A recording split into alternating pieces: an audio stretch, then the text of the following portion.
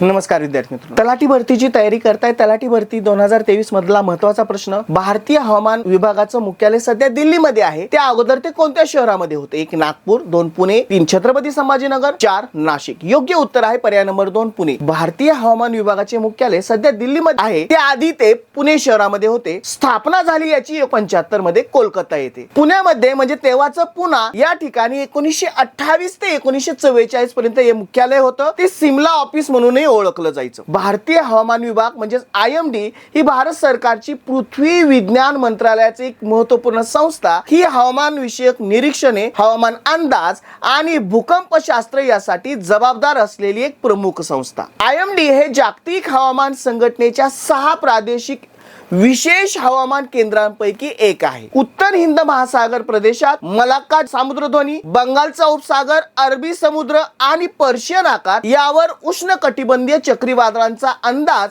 नावे आणि इशारे देण्यासाठी जबाबदार ही संस्था आहे. प्रश्न यावरती कसा विचारला जातो?